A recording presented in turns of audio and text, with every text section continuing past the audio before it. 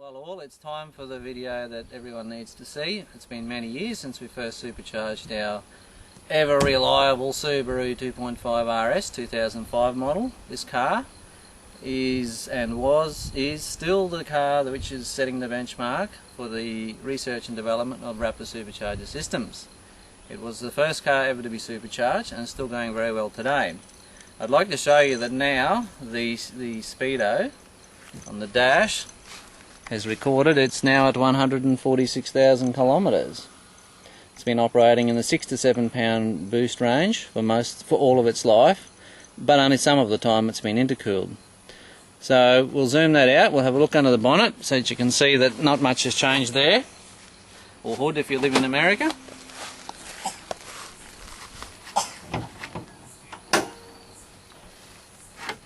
And you can see the only thing that most of you won't recognise who follow my work is we've now got the dual stage foam filter system over here.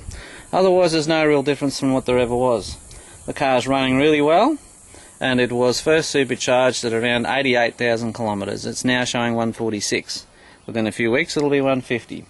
So it's done quite a few kilometres of hard driving, easy driving. It's just lived a normal life. It does whatever it has to do every day of the year. The engine is consuming no more oil than it ever would for a 2.5, so basically just a little between changes. That's what it's always done. There's never been any problems with the radiator, there's no problems with the air conditioning system, there's no problems with the intercooler or the supercharger. We are going to start and run the car in a moment, and you will note that the supercharger is a lot quieter than it was way back when we started. That's because we're using the latest advanced seal bearings from SKF, and SKF made the chargers a lot quieter. Other than that, there's nothing to report on. The car performs flawlessly every day. There's no drivetrain problems, there's no diff problems, and the clutch was upgraded quite a while ago to a heavy-duty XCD clutch. Again, no further problems there. I'll start the engine momentarily. I'll give it a little rev, and the camera can stay focused on the engine.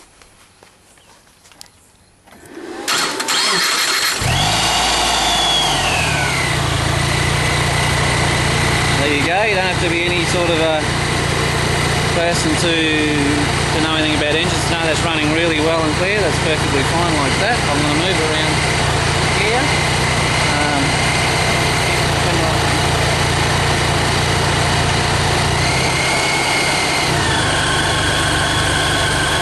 We'll give it a little rev.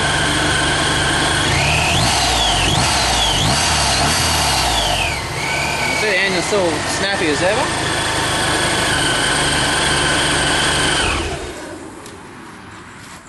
And it doesn't cause any, it's easy to live with.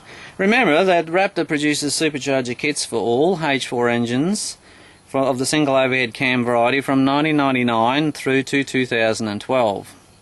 It doesn't matter whether you have Impreza, whether you have Forester, some models of Forester, and just a few models of Liberty/Legacy, Raptor may have a supercharger kit for your vehicle. But certainly if you've got an Impreza, we have a system for you if your car falls in those years. Remember that for United States customers, Raptor still does not supply you any tuning solution. You have to provide your own.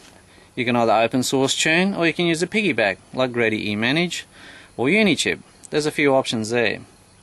And for those who are only aware of our 4-cylinder range, don't forget we have a 6-cylinder range as well, for any Subaru Legacy or Liberty or Tribeca with 3-litre engine.